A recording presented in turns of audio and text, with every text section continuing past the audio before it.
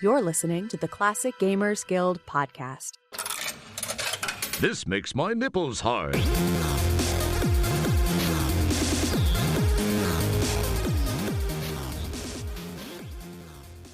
Hi there, and welcome to the show. Today, I'm here with Paul, and we are continuing the Quest for Glory series with the third entry, which is Wages of War. So now it's all about like politics and diplomacy and long-term consequences and all sorts of other things I entirely did not get on my first few playthroughs of this game because concepts are hard. But anyways, you're in Tarna, you're in the savannah, and there's like this huge conflict, and it's already well underway by the time you arrive. So you didn't start it. And we're going to walk you through the game together.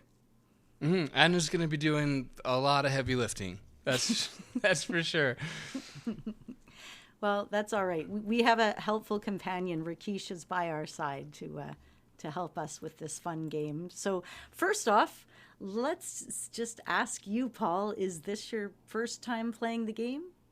Why, yes, Anna. It is my first time playing this game, and I don't appreciate the rhetorical questions. So it was a little bit of a departure from the second one in the series. You didn't have to do any typey, and it wasn't pixelated in the same way. What did you think? I liked it a lot. I liked it a lot more than the second one. I wasn't enamored with the second one. This one was fun. It was like, instead of can you be a hero, it's more like what kind of hero will you be or whatever. You know, when every choice costs something. Yeah. It was a fun time. It's a pretty game. Man, Sierra has a lot of games in that brown featuring green category, right? Just, man, a lot of brown and green screens. But I mean, that's such as going outside, I guess. So that's fair. But this was a fun game. It was nice to be back in the point and click realm of things, I guess. Yeah. And it was fun. The game starts off with some uncomfortably sexy lions. They're all cuddled up in a big ball of fun after, too. It was the closest I've come to understanding furries. I'm like, okay. Yeah. You didn't, the dancing in the second game didn't get you in the same way?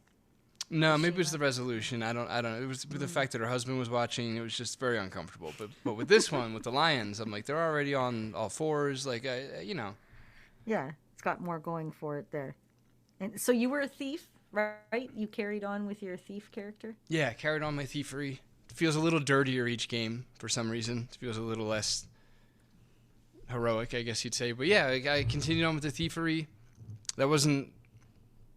my thumb just made a gassy sound. It was my thumb. I don't want to try to reproduce it and fail but it was a thumb against wood. Anyway, yeah. So I was continuing as a thief. Did you play it again along with me? I think you kind of did, right? That's not rhetorical, people. I actually don't know. You did? No, we haven't talked about it at all. Actually, this is entirely virgin conversation. Yeah.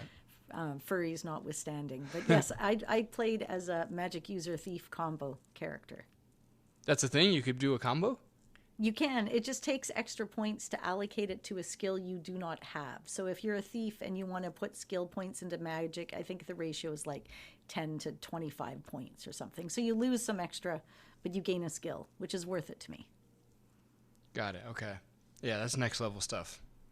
When you play the fourth one, the fun part is if you finish the whole game, you can start it again the second time with the stats that you had at the end of the game. It actually lets you import your own character that you just saved from the end of the game. I think it was a glitch, but then it meant that at the time when I didn't have any character import, fussers where I could change the stats, that I was able to bump up my character awesomely. Love it. Love the use of fussers back there. That was fun. So you can go back through and just dominate because all your stats are. That's cool. Okay. Yeah. I don't know. Like, did you cheat? Did you fight? What did you do? I know you weren't able to razzle dazzle root beer in the same way in this game. Yeah, I absolutely tried to cheat, but I couldn't. There was the whole. What's the Sierra one? You pressed both shift keys and minus or something. There were the debug. None of it. I couldn't get any of it to work effectively. So I had to play it old school. There was much more grinding in this game than the first two, for sure. Because you didn't have to grind. Oh right, yeah. Never thought about it that way. Yeah, something about not being able to cheat through it. Yeah, okay, that's a very inaccurate comment. Well, for me there was, and I did not appreciate it whatsoever. There's so much throwing dirt and walking across beams and just, yeah. When we're all done with this series, I will never RPG again. Right. But that's fair. I will never ask you to again. Thank Christ. Yeah. Honestly, that's yeah. But the adventure game parts are fun. The grinding wasn't really too bad. There was just 2 parts. I got I don't know, almost like a little bit soft locked about it because like there becomes a point in the game where the villages are all closed down, and so I couldn't get back into the village to practice walking across the beam, and I didn't have enough agility to get across the chasm with the monkeys. Right. Which we'll get to. I'm sure most people listening probably just know what that means because most of you guys quest for glory. Do you quest for glory? Yeah, man, I quest for glory. So yeah, well let's start at the beginning. Let's walk through this. We're in the Hall of Judgment. We're around some uncomfortably sexy lions. This isn't the beginning. Okay. Wait. Fantastic. The beginning starts at the big box, which I have right here in my hands. Okay. Oh boy. And the famous Explorer's Correspondence course, which is one of the beautiful pieces that came with the guide. And you get your field guide to East Fricana, field guide to West Fricana, field guide to North Fricana. You would never guess, but South Fricana's field guide, as well as the field guide to East LA, which includes how to have a riotously good time, fabulous freeway festivals, and budget tours on less than 200 gold per night, which I thought was very funny. I did some researching because this whole book is absolutely a gas. I had so much fun reading it. It's just there's so much little bits of humor all throughout and nods to other games. And I looked it up, and it's Laurie Cole, Corey Cole, and Lorelei Shannon. Nice. I like that. Yes. I also like knowing that the Canadians still use a gas for a good time. We time travel a lot, us Canadians, so we end up with a lot of... But they even have translations, so if you're trying to learn Swahili, it's which is the language that they speak in the game, it'll tell you, what habari means, news, or figuratively, how are you, which is nice, or Missouri, which is good, but figuratively it means I am well. Okay. So, it's also one of our fun. 50 states. Fun fact. Oh, yeah, right. Very funny. Yes. Thanks. Ha ha ha. Right. Yes, I love it. So if you finish the end of the guide, you get from the famous explorer. It depends on who's editing, whether or not anybody will ever hear that. If Anna's editing, it stays in. If I am, I'm cutting that shit out. Well, it's about all you need to know to be a famous explorer around here. It's been good talking to you. Don't get much chance to talk anymore. Seems no one wants to listen. Why, I recall the time, which is great because if you get as far as the 5th one, you finally get to meet F.A. or F.E., the famous explorer. He runs a bookshop. And then he does tell stories of, well, I remember the time, which is lovely. You got to admire like the Star Wars, Harry Potter scale fandom that this game has created. You guys are crazy. It's so satisfying. So, Tarna, you're walking into this whole situation that I mentioned in the intro. So there's lion tours, which is also something I found out as a grown-up. They're not a thing that people have ever heard of. Like, they're not something that's in regular mythology. Like, this is them and the kata and all that. That's like a Quest for Glory thing specifically. Anyways, so the Simbani and the Leopard Men are on the edge of war, and they've already tried peace missions, and it didn't work. And Krisha and Rakesh, they immediately are like, we need to deal with this right now. So you're going to be kind of going around. You're going to be doing some shopping. You're going to exchange your money. You're going to do some bartering and figure out all that kind of front end stuff. So this is where I'm always most curious about your first impressions of the city. Well, first of all, I was super bummed that he doesn't have pink pants anymore. I really liked his outfit in the first 2 games too. with the blue, little blue number on the top and then the pink pants. That was so good. cute. Traded it in for again brown and green. It's just with the brown and green, right? Very long bowy, but the bargaining is fun. There's more. guilt in this game. Like I outbargained a poor little farmer, not farmer, poor little guy. Okay, just a Like, what was he selling? The meat guy? unclear. My note is pretty short on this, but I outbargained him. Which first, checkmate Jews, got him. Second, wow, with the guilt, like that's our thing, because he's like, I'm gonna be poor forever now. He said, so you just feel you don't.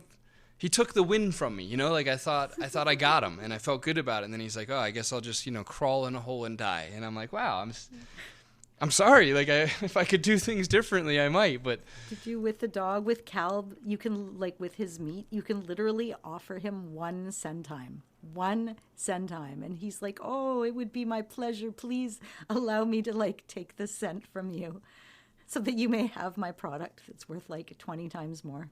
yeah, Thank you. right. Yeah, you don't have to give him anything. He will give you his meat. That's No. yeah. I'm sorry. It's just generally the way it is in the alleyways and stuff. But yeah, penis is the joke there. Operative word. Mhm. Yeah. Yeah, that's fun. It was a sexy game. There was flirting in this game, Paul. That was pretty hot, right? It's a very horny series. This whole series Very. is incredibly horny. Yeah, Lori's a freak, and I appreciate it. This was her thing. So this game, Corey was away, and actually, you know what? Funny enough, he got pulled away. I have it in my fun little notes here, but to work on a project for Sega CD. They were porting the Sierra games to the Sega CD, Sega Genesis system, which I do have. And so that the adventure games could run on that format. Corey was assigned to the task partway through the development of this game. And the problem was the hardware limitations, very low memory, limited color capacity, and the project actually went on for months and months and months. But long story short, there was just simply not enough memory to hold Sierra's games without a major engine rewrite, and they canceled the project entirely. So that freed Corey up in just enough time to head back to playtest the game. Cool. Okay, now that's interesting on a nerdy level. I know Willy Beamish got ported to Sega CD successfully, but then again, Willy had a different engine than SCI, so that's Yep. it all makes nerd sense basically. Yeah, well, we concluded, you and I, off air, that Corey must be responsible for the majority of the Easter eggs in the Quest for Glory series, because this game is noticeably without them. Yeah, there is not a lot of them. It's pretty straight up. It's a little dry. There's little I don't know if you ever had the opportunity to go hungry. When I was a teenager, probably there's a few. No, in the desert. Right, in the game, right. Sorry. Yeah. But if you Feeling do, a little slapsticky tonight. It's my bad. It's a little. It was good. No, this anyways. The awful waffle walker will come find you and save really? you, and you take a bite out of him, and you're like, oh, it's okay, I won't die now, and then you don't starve. There are these tiny, funny little hidden things throughout the game. Or you met the hippo guy, right? I don't know. Is that when you're out in the desert and this little guy comes and sets up camp next to you and? Yeah, and he's high because he's been drinking this formic Right, acid yeah, that yeah, the yeah. ants make and stuff. It's just fun little characters and stuff. Yeah, the world building is always exceptional with Quest for Glory. It's huge. It's sometimes you play a Sierra game and I could imagine it being like a solo dev sort of vibe, maybe just a small team sort of operation, whereas Quest for Glory, it seems mandatory that there's a large team attached to this because there's so much going on. Mm-hmm. And there's so many different characters. And I didn't know that they were speaking actual Swahili because I feel like everything's so made up. There's so much fictional lore in these games that I had no idea it was actually a real language. That's kind of cool.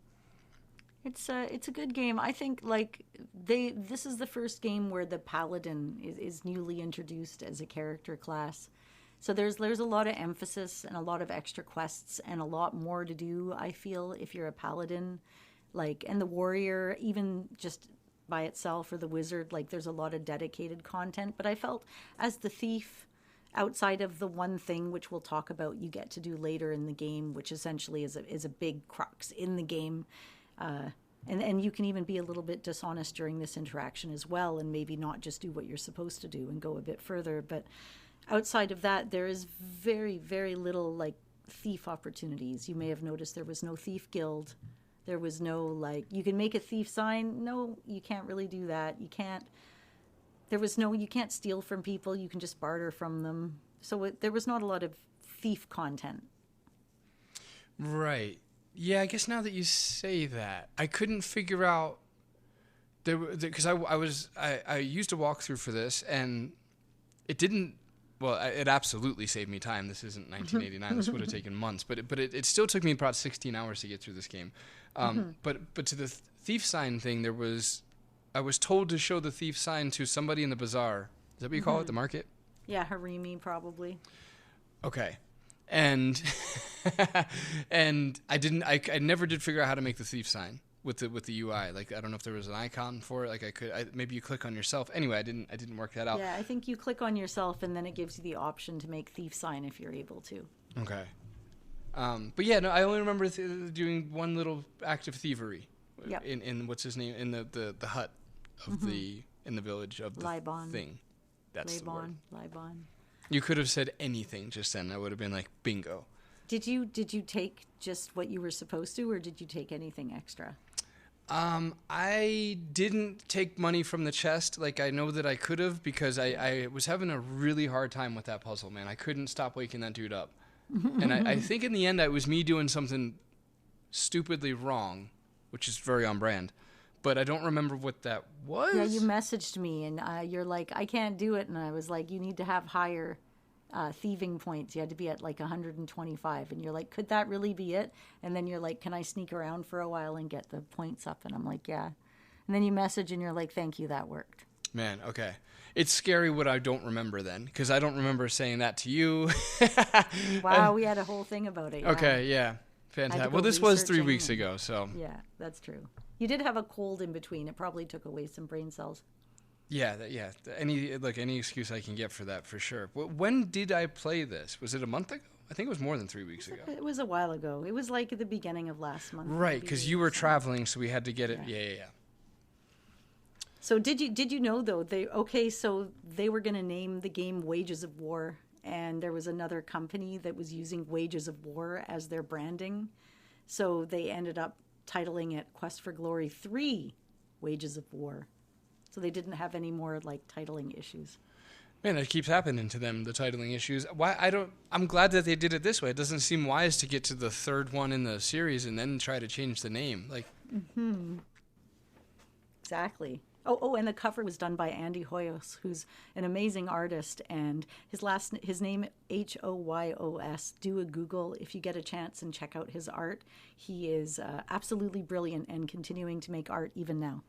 Oh, very cool. Nice. Good shout out.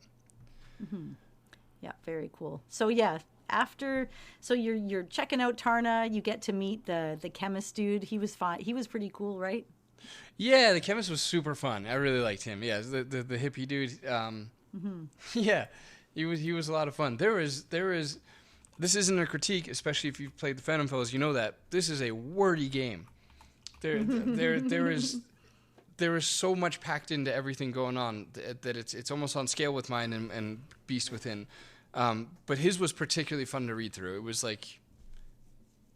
It was rewarding. That's what I'm trying to say. And telling Salem about the tree and stuff, the tree and what you had done, and the story about how you kind of gradually made Julinar, what you didn't know, fall not in love, but become more human. And then as you can see throughout the game, he starts to take it upon himself. He's like, oh, I see where you left that story. I think I want to go back and continue that story. So that whole thing is going on in the background, and that culminates in other entries in the series. Right. Yeah, that was really clever. That was really fun. What did you think of the user interface for dialogue? It's really unique. I'm not sure I've ever seen it before or after this game, unless they use it in another Quest for Glory, like 4. But what is it about it that you felt was? I never even thought about it. I've played the game so many times. It's just the way that it operates.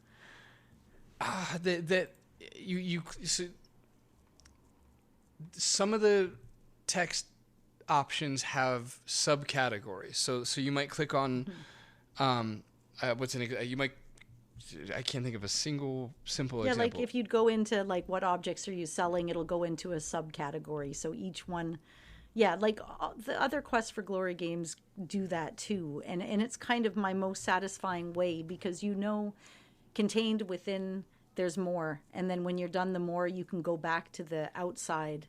And it kind of gives you a dopamine hit sometimes to me when there's more questions within a general question. The earlier ones do that too, actually, especially in the VGA. You'll see the question within a question setup. To me, it's more confusing when a game doesn't use this setup. I quite like it. I don't think I've seen it in any other game. Granted, I didn't play the VGA Quest for Glory 1. Obviously, I played the Parser one, but yeah, I guess just the way it's like with the menu, and then you click on, I don't know, make purchase, and then it'll bring up a whole nother menu for the 2-3 options that are there. And then there's the fact that you can click talk on the character or on yourself. Right. In regards to the character, and it's kind of a lot. Yeah, because you can tell people about your adventures. Some people you want to tell about your adventures in the previous game. Other people you're telling them about what you've been up to since you've been there, which I think is kind of neat. Yeah, and there's certain times where you clicking on yourself is the only way to get the dialogue that you need to forward the thing, and then sometimes you have to click on them to get the dialogue. So that part was a little bit... I'm not sure I was ever completely clear on why I was clicking on myself. Oh, like, yeah, in the Hall of Judgment and stuff, and he's asking you the questions, and you have to click on yourself. Yeah, exactly. But I guess I understand that it kept the other menus from being a little too overwhelming. Like, I don't know. Yeah, otherwise they'd be too long. You have to do the sub-menu thing. Like you said, I really liked how it made it easy to track what I had been doing, but it brought its own convolution. Kind of, I don't know, we've talked about this a lot with adventure games in general with UIs, that there just isn't one ideal. Like, it's almost strange in that sense, and I guess that's why adventure games always vary so from one game to the next on how they handle these things, except for the modern trend of just like one click does everything. Like, yeah, that's a solution. I just kind of hate it. But sans the one or two click solution that things have moved in towards, it's like it is hard to find like one ideal. There is always like a price to pay, I guess you'd say, for it. But anyway, okay, just curious your thoughts on that. I haven't seen it again. We'll have to think in the future if there's any Sierra games that use this outside of to me it just seems so standard. I always thought, like, even in King's Quest and stuff, isn't it kind of, it's not question within a question? It's been such a long time since I've played. I think so. Or at Space Quest, you get a mouth icon, but I guess you don't really click it on yourself as such.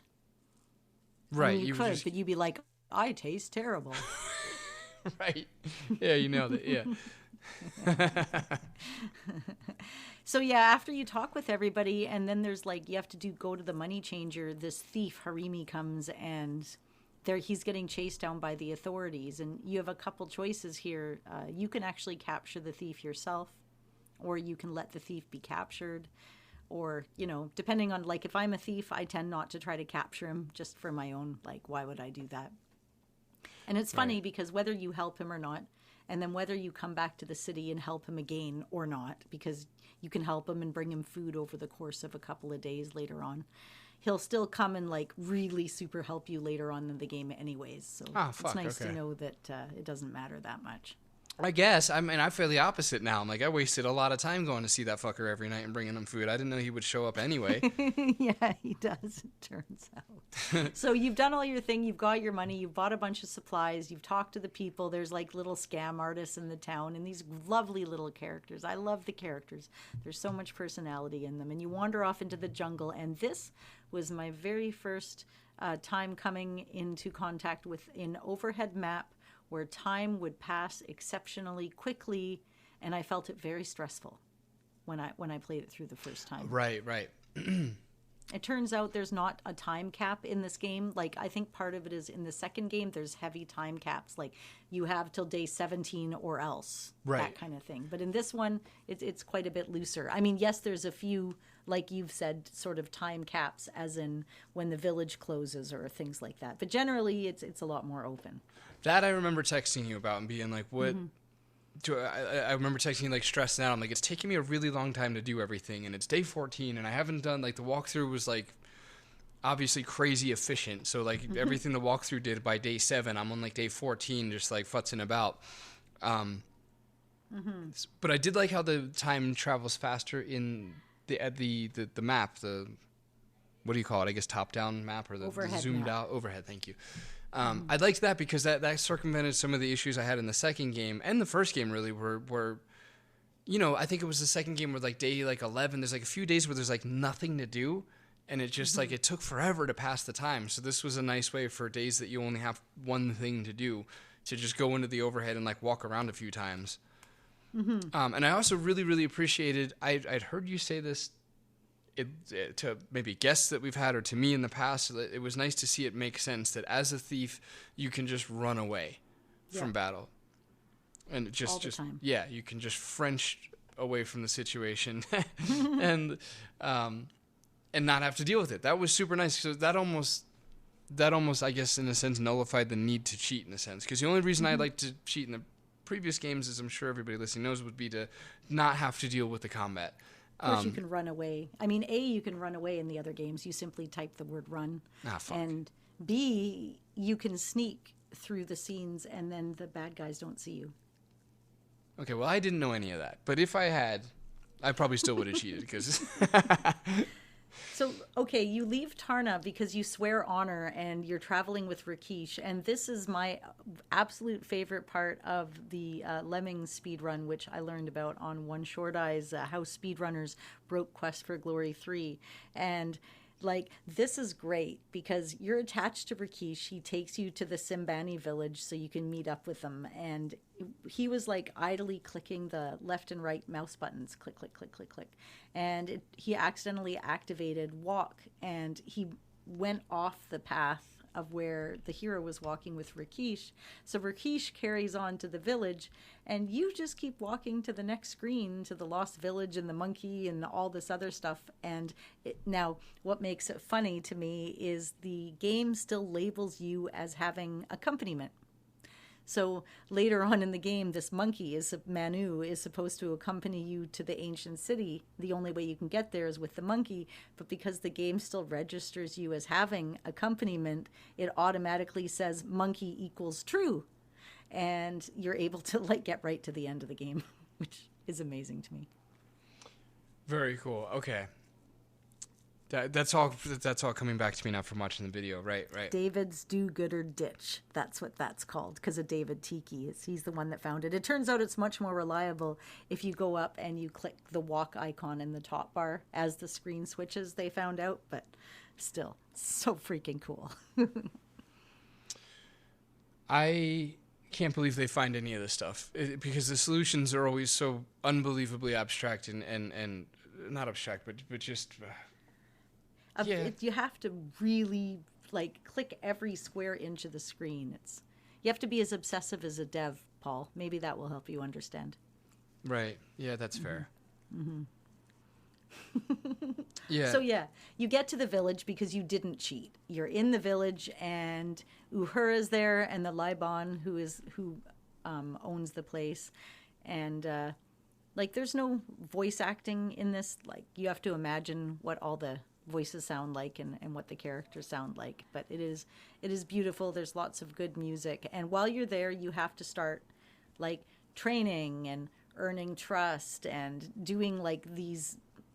You have to throw spears and climb a bridge and play a game, which you played. What did you think, Awari? Did I? Oh, yeah. Right. The stones. I kind of just spammed through it. I never really figured it out.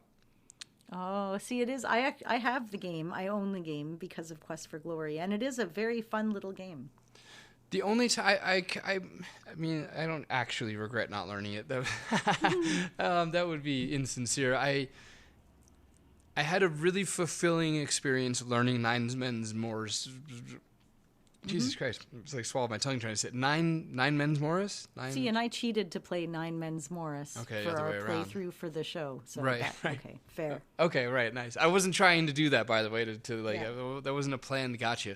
But I'm just saying, I was fulfilled by having to learn that, and again, not mastering it. That's too much. But getting learning it and then playing it legitimately. It felt really good when you're done. Like, I conquered this thing and I earned it.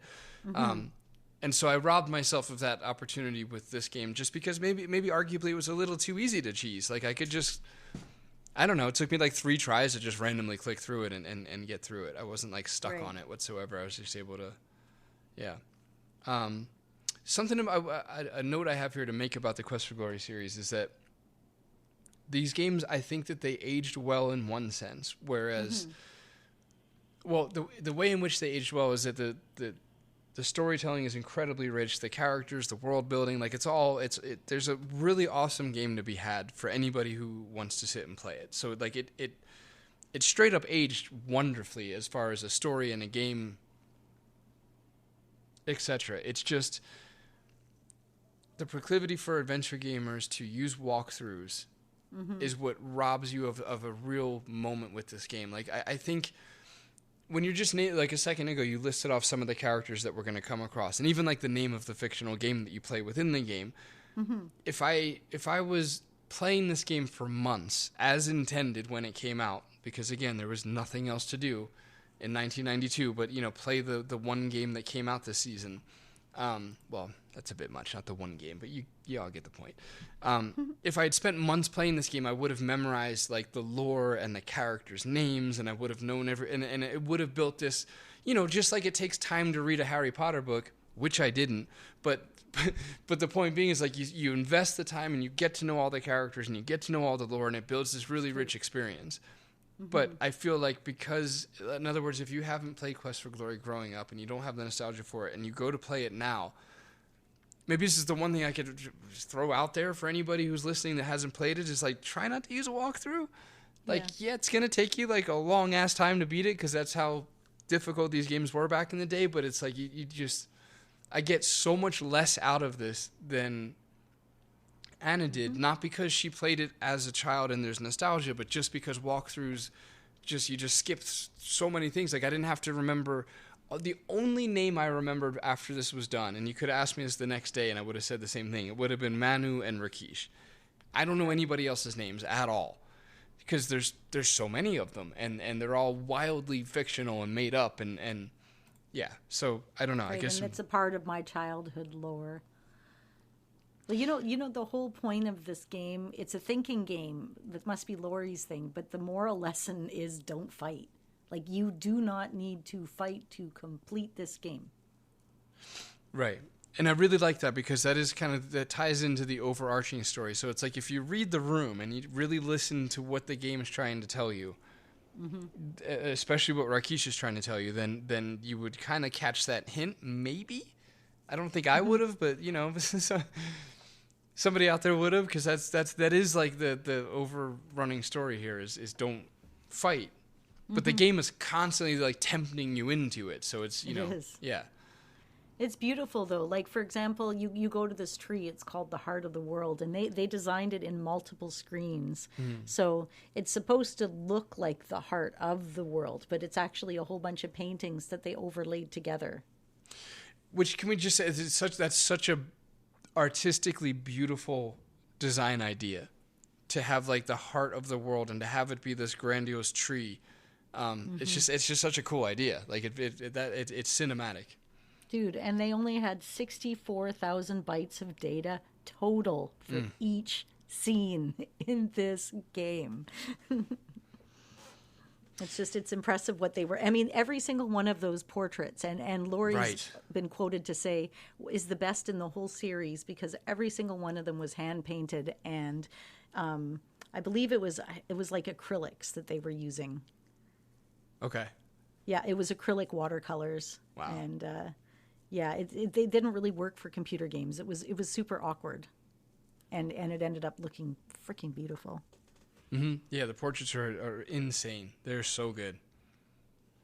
They're so good that it's like, from a dev point of view, it's like if that's the bar, like maybe we just won't do portraits, because that's like, it is quite masterful. They're really good. But yeah, there was no King's Quest that came out this year. That's why Corey was off doing other and they were doing funny little projects here and there. It was a little bit of a different time in development. What year was this? 92? No, because there was There was a King's Quest in 1992. It was, hang on, got the handy dandy box right here. And while she's looking at the year, 1992, but while they were developing it, they didn't have a King's Quest game in development. okay, gotcha. Yeah. I'm glad you found that fast. I had nothing to say back there, by the way. Oh, good. Yeah. All right, so you go off to the heart of the world and you get to do all these cool things and go behind waterfalls and you meet this monkey, this adorable monkey, he's trapped, right? So, and you get to free him.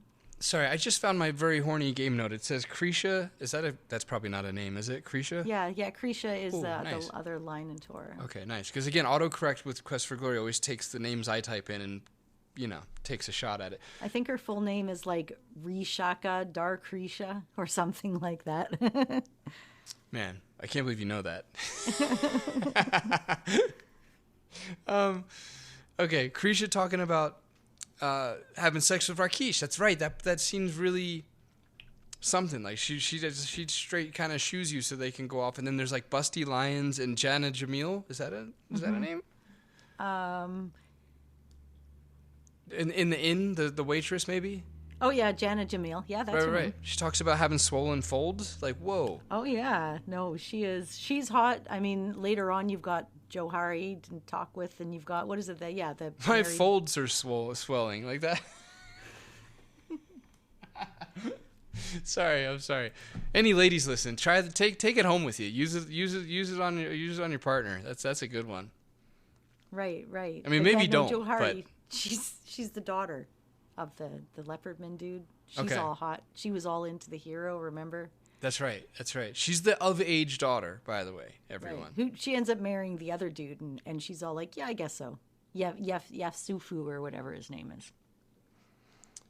Man, I really, really liked the environment for this game. I think that's why it's my favorite Quest for Glory so far, because the whole African back setting was doing it for me. It was really, I don't know, it was just really cool. It was really fun. I was much more invested in this game solely because of where it takes place than I was the first two games. So they just something about the African vibe, with kind of hints of I don't know. There's like Egyptian hints kind of running underneath of it. I mean, obviously, like in the, I don't know the names of anything, but in the main town, there's the Eye of Ra above the buildings, and there's that kind of this mini Sphinx-esque statue where you have to go on. The whole city is that very, very, and then that the Simbani culture was inspired by the Maasai tribes. Okay, very cool. Messi, those guys.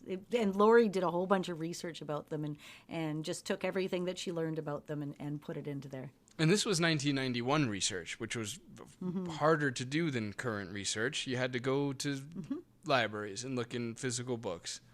It was a whole thing. Yeah, it was a day out for sure.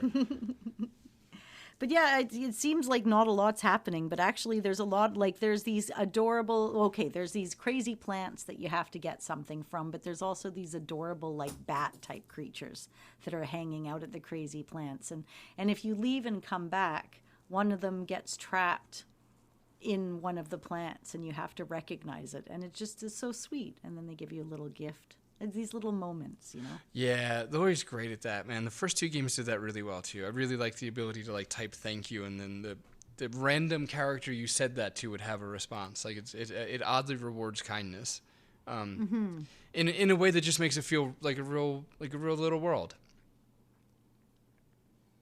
Yeah, it kind of does, doesn't it? I mean, a lot of people had various complaints. Like, they felt that the game was paced well, and then it was a little bit weak. There was, maybe some pacing issues at the end and stuff, but I don't know. I liked it. I disagree. Yeah, I mean, I don't know. I didn't get that at all. The pacing issues I had were with the first two games because it was really hard to dispense with those days that you had nothing to do.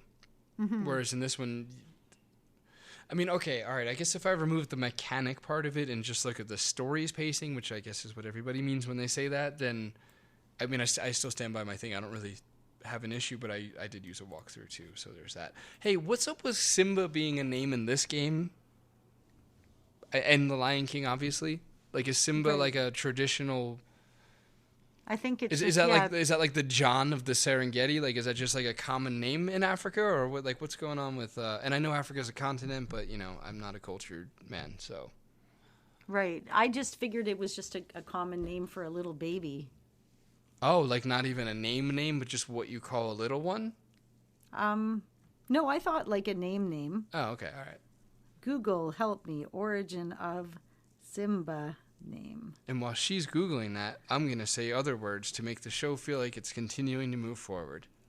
Oh, it's a word from Swahili. And Perfect. It literally means lion. Okay. And so it symbolizes strength and authority and stuff that lions symbolize. Yeah, right. yeah. So, okay, that's probably Rastas. why. Okay, I don't cool. know what year did Lion King come out? After this, for sure. Oh, okay. I think it was 94, Lion King. Right, okay. Well then, they were copying Sierra, obviously. Right, that's the childish place that I went when I saw it. I'm like, yay!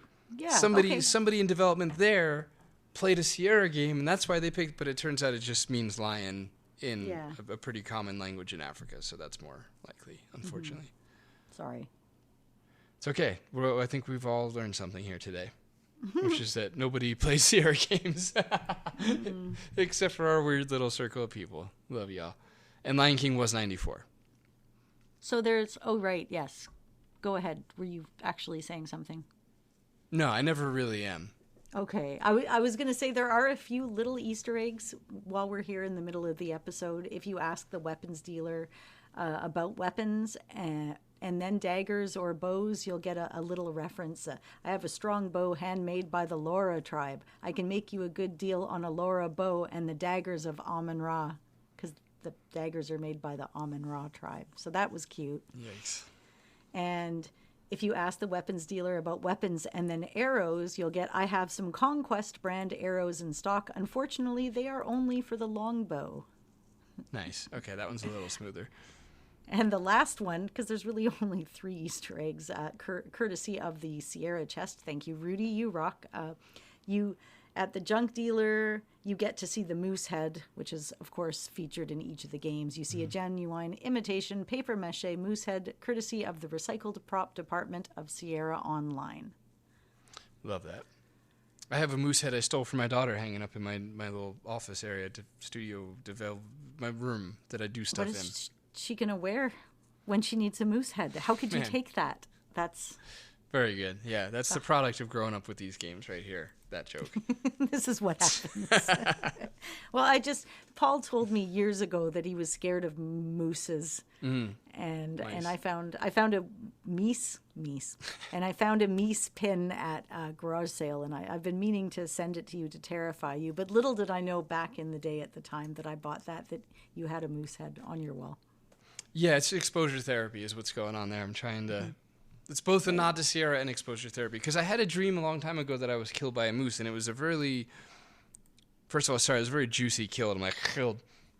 It was a little almost Jewy. But I had a dream I was killed by a moose, and it was like really weird and realistic because I was in like this tall grass, and it was first-person POV, I guess as your own dreams are.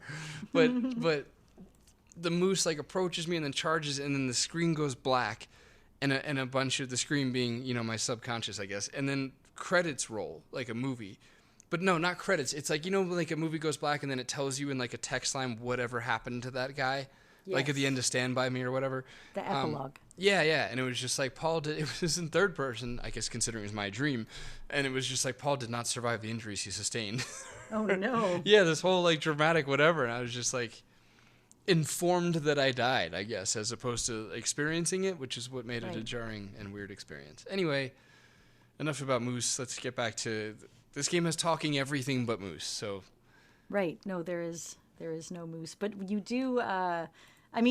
so you're out there, and this isn't all pointless. You're actually trying to deal with this war. So you have to convince the Leopard Man and the Simbani to be cool with each other. And a little bit later, they end up capturing one of the beautiful girls. It's the Leopardman's daughter, right?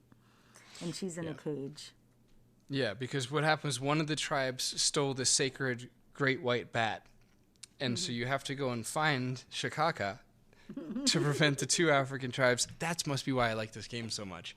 It's got now Ace Ventura 2 you're starting vibes. to see it. Yeah, I was gonna say. Yep. I get it now. Yeah. That's exactly it. Love a good arc. It's satisfying.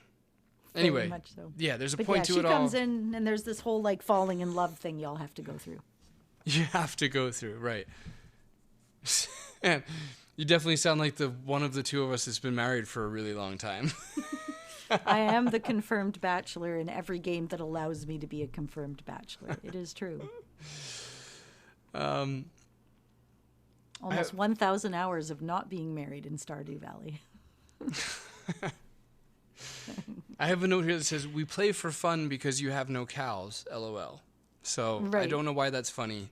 It was to past me, and in case it is to present you, there you go. She has no cows. It's because you have to cows trade marriage, you know. Right. Okay. Yep. Okay, now I get why I wrote that. Thank you. Yeah, because you have to, and I mean, marriage becomes a whole part of the diplomacy, and then you have to undergo these warrior initiation trials, and all of that's happening, and then, okay, so now we're here. What happened? You almost weren't able to complete them? Yeah, I had to go get more XP points to be able to go, because when you're a thief, you can't like monkey bar it. You know, I don't know what that's called, but that. But you have Let's to go walk on. monkey barring. That's awesome. You have to tightrope it instead. You know, there was a song when I was a kid, and it was "Keep Your Lips Off the Fountain" and the monkey bars as a part of the chorus. Sage advice, though. Right. I feel like you would lose a tooth or something. It sounds risky. Like germs aside. Yeah, I don't even know if that's why you shouldn't, but they decided. Okay. I do oddly want to know why, and I don't even know the song or them, but No, I'll sing it for you later. okay, thank you. Okay. Yeah, I needed to go get more XP points. I did end up having to just load a game from quite earlier, because it's like it's just hard to remember to save games, and the more a game goes on, the less frequently you start to save it. You know, you get that like save fatigue. And yeah, I had to restore a game and grind away at the village a bunch, and then go do it, and it worked. Plus, you couldn't just hit F5, I think, to save in this one. You had to go up into the save menu, which is a bit of a departure. You know, thank you for that. Exactly right. The Phantom Fellows has the quick save option, even though it doesn't need it, like at all. But man, I wish these games had the F5, F7 thing where you could just quick save and quick load. That'd be amazing. Yeah, I didn't like that. Too many clicks to make things happen. Yeah, so anyway, I grinded away. I got across the thing with Manu. I don't remember what happens next, but I did get across it. So. Right. No, once you do that, there's the peace conference comes, and then there's all this violence, and the cities close, and all of a sudden you're like, this sucks, but, you know, demons are also here. But yeah, at some point you end up, you steal the drum because you're a thief, you get to sneak in and steal the drum to prove to the Simbani that the Lepermen are nice. So you're like, I've stolen this drum back, and they're giving it back to you, and they're like, oh, okay, well, we'll give them back the spear. Everybody's happy. But also while you're there, you can also break into the chest and steal all the money and gold and everything out of his chest. And to no real consequence if you're a thief, because you're not caring about honor anyway. But it doesn't matter so much because you pretty much lose all of your possessions for when you wake up in the fourth game anyway. Right. I guess maybe one little criticism of this game might be because ultimately I kind of don't have any. I really had a really fun time playing this for sure. It was a nice. I don't know. It was a fun time. I really did have a good time with this game. The only thing that maybe caught me off guard, it's not even a criticism because I don't think I really cared, but the magic-y demon-y part at the end was felt maybe a little shoehorned. Like I didn't really. I just assumed that I missed something, which is, you know, a decent life advice in general. If you're not sure what's going on, just assume you missed something. But it seemed a little weird. It suddenly got very magic heavy and sorcery and I'm not even sure I really tracked who the main bad guy was at that point. And then that all, you know, maybe that was shoehorned in to make the fourth game transition happen. I don't know. Right. Oh yeah, and because do you remember what kind of happened at the end of this one, right? Yes. Yeah. Okay, good. But yeah, I forgot what ended up happening is the Libon, he died, right? he insulted. There was the big meeting, and if you acted honorably and all that, and you get the sword. By the way, if you're a paladin, you get Soul Forge, which is kind of cool. Okay. Anyways, you do the romance. You freed the girl. There's the change ritual. She takes you to her father, and everything's cool. You return. You present with the spear of death, the drum. Everything's good, but then the leperman gets insulted by the Liban, and Rakesh gets a bad feeling, and if you're a paladin, you do too. And then the leperman chief will cast the leader to the floor. His son kills the chief with the spear. Rakesh tells you to run to find the demons because, you find out later that these people weren't necessarily acting of their own accord. Right. But yeah, you have to fight the demons. So if you're a fighter, you'll get like a spear, but otherwise you're just kind of off on your own. So the villages are all closed and you run into the monkey and then you're like, oh my God, take me to this village, please. Mm-hmm. And he does. And then you get into the village and you get to meet the guards. And I love these guys because their names are Frickin' Frack, which I've always thought was, if I had 2 pets, I would love to name them Frickin' Frack, like 2 dogs, 2 hamsters, 2 guinea pigs, 2 anything. Frickin' Frack. Frick would be fun to yell if the dog wasn't coming in. Mm-hmm. Frack! Yeah, thank you. That would be very good. Yeah, and then you run into the Rakesha, who you mentioned earlier, but she's all like, I'm possessed by a demon. And then you throw potions around and stuff. So it kind of gets all intense. But what ends up happening is you end up in this room for a very epic scene where all the people that had come before that you helped or you didn't help, if you're speed running and you help nobody, they still all show up. Magic. And you get to like face a demon version of yourself in the mirror. And it's a fight that you're not meant to win. Like you have to get saved out of it. But I've always loved that scene. Right. Yeah, it's got some real man in the mirror vibes there going on. Right. No, I was really hoping you'd play the game so I could get that astute observation from you. Oh, shit. Okay, I should deliver something better than that then. Michael Jackson reference. I'm asking him to change his ways, basically. Yeah. I just had a real long look in the mirror and... No, I'll be honest. It didn't hit me on any sort of profound level because I was so bloody confused by what was going on at that point. What is going on? There's demons and mirror images. And I didn't see it coming. I didn't expect the lion to have been a demon in that moment. And from there on out, I was just deeply confused. Yeah. Is it kind of like the ending of Phantaz 2, maybe? Well, yes. Especially in the sense, and we've mentioned this a few times on the show, is that adventure games have this long-running tradition of just losing their minds at the end. Mm-hmm. Even mine does, to a degree. Like they which I did with permission from the greats that stood before me, where it's just like, yeah, this is a thing. Shit goes a little crazy at the end. Which I appreciate to a degree. I was really confused, and because of the depth of the lore and the arguably inaccessible degree of references. Again, it's not inaccessible. It's just if you're using a walkthrough and you're just walking through this game instead of spending time with it, then you can't memorize everything that the series throws at you. So it's really easy to get to a point in the game where you're just like, surely I missed something. Right. But no, you did not miss anything. And the next thing you know, there's this demon wizard.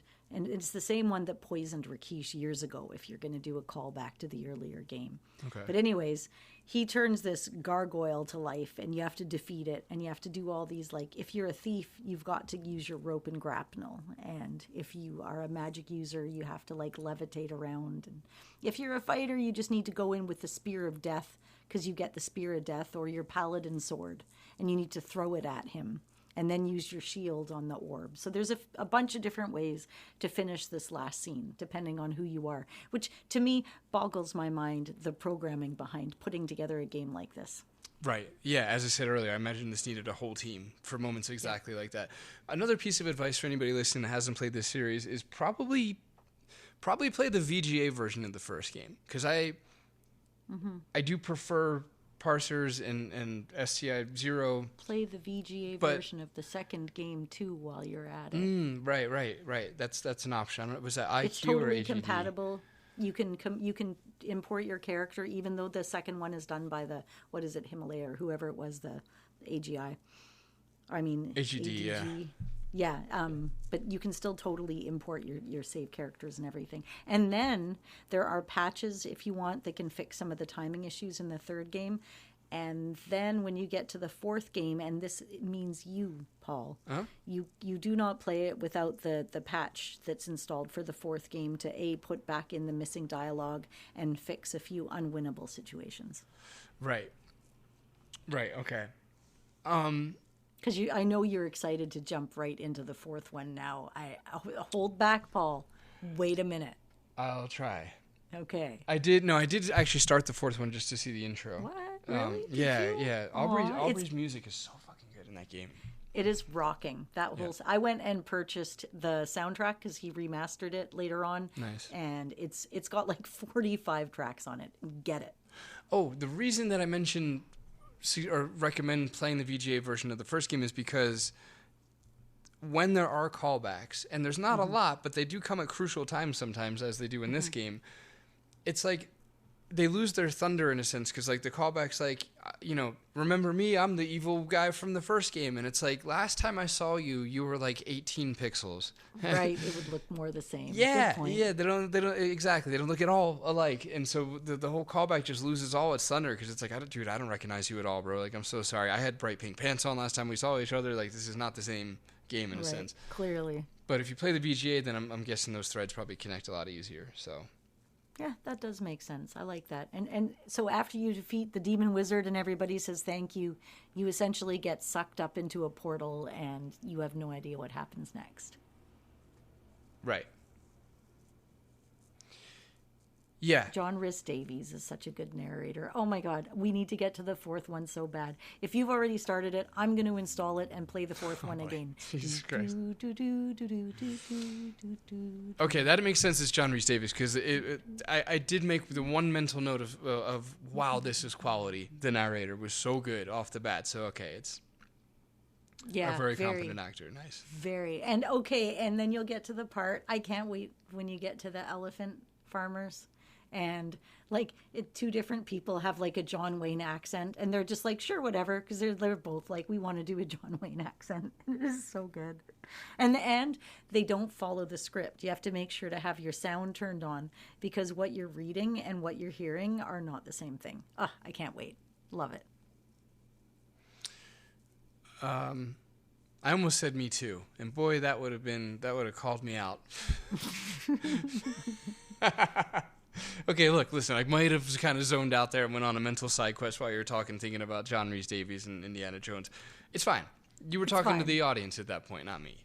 So, yeah, that's okay. They needed to hear it more than you, because we're going to talk about it when we dissect the episode. That was old pre-Quest for Glory Paul just zoning out the second Anna starts going into Quest for Glory stuff. I'm used to it. I'll just keep going. I don't Just mind. dries me right up. I can't explain it.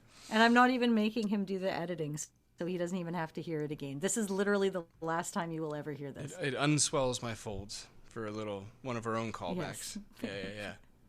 Yes. I'm gonna use that until it works. God damn it. Physically? Wow, very good. Were you just... Never mind. Thank you. Yep. I heard that meat slap in the background. What do we think this is, Space Quest or something? Yeah, no, that's good. Flappy. But yeah, anyways, we've gone off. The point is, it was a beautiful game. It was a lot of fun. There were some funny nods in it. I'm super glad you played it. It, again, is my least favorite in the series. I am so sorry. I want for it to be my favorite, but because I am a thiefer for life, and I like the other ones better. Okay, well, first, don't apologize. I felt nothing when you said that. I just didn't want to offend you, I wish I loved this whole series as much as you do, but it's so fun to bask in your adornment, and everybody else is for it. I just missed that bus back in the day. But I'm sure that pissed a lot of people off, because Quest for Gloriers are passionate. So somebody out there is like they're not happy that you said that, and I'm with them. Right. Unbelievable. This man, This was my favorite so far, but everybody knows where I'm at, cheating my way through this series half-heartedly. No, I did have a lot of fun with it. This one, I'm not trying to. I don't want to denigrate the 16 hours I put into this and the genuine good time I had playing it. It was the best one. I did like the first one in hindsight. Like, I think I liked it in regular sight too. But I mean, looking back, like I do have this weird little odd glimmer on the memory where I'm like, yeah, that was a fun, cozy little experience. Something about trying to fall asleep around the city. And anyway, it doesn't matter. There's an episode on it if you guys want to hear it. But this was a fun time. It felt, I don't know. It just maybe it was because I had just played parsers. It was nice to, like, I don't know, tuck back into a point and click. I'm not sure what it was. The African setting was really fun. The lore was good. Manu, the characters were really good. It was a super fun game. I don't know. You also don't have had to have played the first two, but I don't think anybody out there listening would actually skip the first two and play the third. Feels kind of monstrous. But if you wanted to, and you're listening to this, you don't necessarily need to have played the first two at all, because I guess that's the case for the second game as well. Any of them really can be independent of each other, I guess.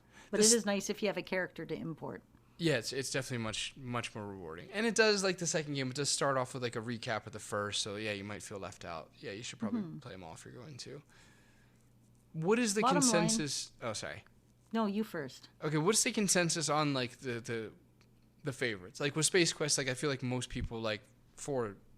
Like there's like usually a most common favorite, right? King. Yeah. Okay, I don't know the Space Quest thing. I'm sure half people out there think it's 3, but King's Quest, almost everybody thinks it's 6. So we'll use that as an example. 4 for me. 4. What is it for like the general public? Is it 4? 6. No, for Quest for Glory. Oh, for the general public, 4. And for you? For my very favorite out of all of them. Yeah. My first one's my first favorite. The second one is my second favorite. The fourth and the fifth, it's so hard. I can't choose. I love them in the order that they came out, which is the order that I played them. And number 3 just wasn't my favorite. But I love them all. Because how can you say, within a series that's amazing, even if one of them's not your favorite, it is still better than any other game? Okay.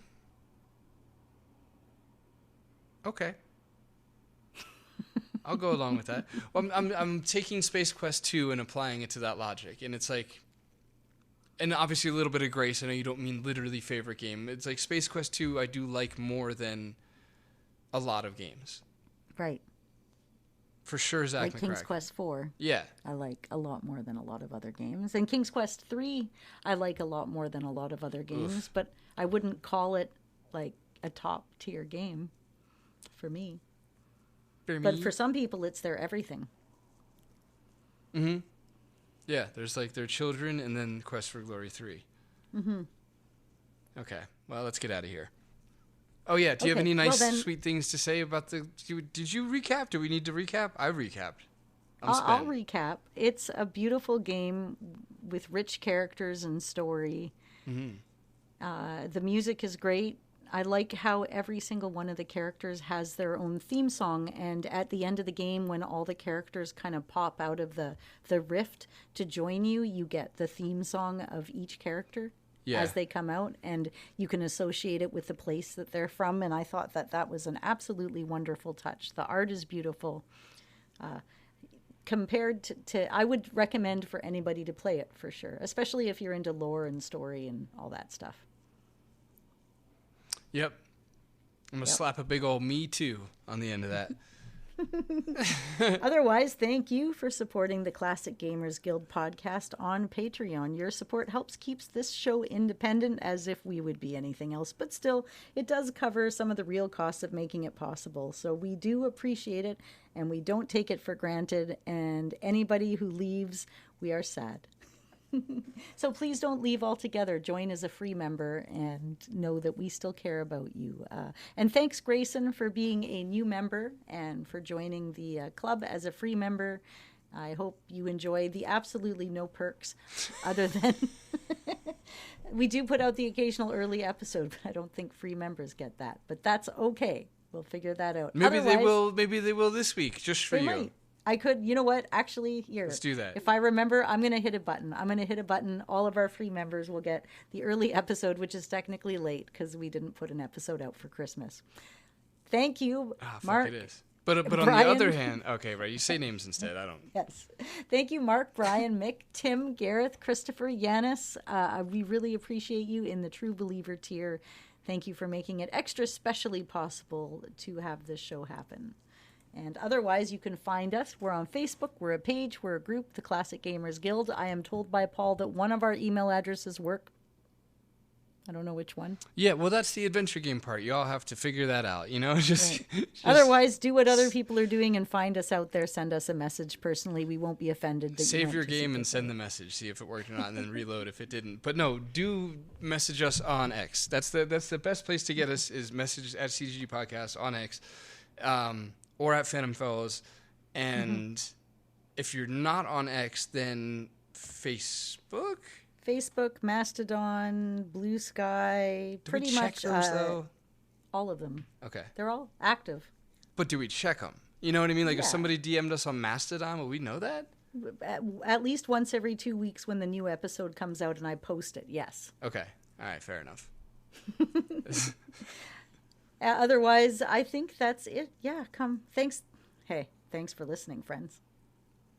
Man, totally. Hey, also leave us a review, the podcast review. Click the 5-star button. I guess is that a button? That's an iTunes. That's an Apple thing. You half of you know.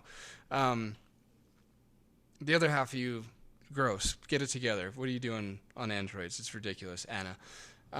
With your green text bubbles. But no, sorry, I didn't mean to insult half of you. What I meant to do was actually ask you for a favor. So if you could, forget about all that stuff I said a second ago and leave us a 5-star review. Man, that would be, I'm going to have to Bill Lumberg you because it would be great. I think his name was Bill. Doesn't matter. Something to leave the podcast review. Phantom Fellows, you could pick up that whole thing that's around. We'll have news for Phantom Fellows stuff coming up soon. There's some exciting things regarding games plural in development, and that's right. Really exciting video thing coming up. And Phantom Fellows won Best Adventure Game at the Chainsaw Festival. Woohoo! That's very exciting. Congratulations! Thank One you. of the many awards that are now Phantom Fellows has kind of reined in over the last year and a bit. So that's Right? pretty cool. Yeah, we're doing all right. We're even on Wikipedia, man. That's how you know. But yeah. bloody buy that for yourself. Buy it for a friend. Leave a review. Reviews are just amazing. I think that's it. Share the podcast. Yeah, I was gonna say the same thing. Like, hit the little share button if you see a thingy around. Yeah, exactly. To tell people about us. Like force it on Click strangers the in public. linky in the description. Yeah, go when you're checking out a 7-Eleven. Be like, hey, you should listen to this podcast. I know nothing about you, but You have sorry. an adventure game face. You should listen to this podcast. Right, you got a resting adventure game phase. Is that a good thing? I don't know. Listen to the podcast Unclear, and you'll find yeah. out. You have to check it out. So, but yeah, no. If you could, pimp us out on the podcast side. We're always asking for Phantom Foe stuff, so I was trying to switch it up this week. To anything to boost the podcast would be, I guess, fine. So, don't do murder.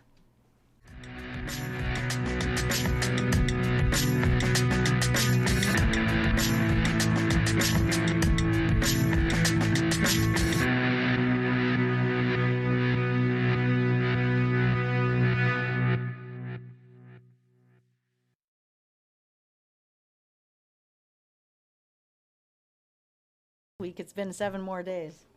Yeah, dude. You texted me a joke about the game, something Africa, and I was like, what the fuck is she talking about? I know. And then I was like, oh, no. Africa. That's Savannah, right. Yeah, jungle. the game, the fucking Right. thing. That's actually, and I wasn't even going to give you those clues. I was going to send it without the clues, but then I was like, well, it's been a while. Maybe he'll forget. Uh, Oy vey.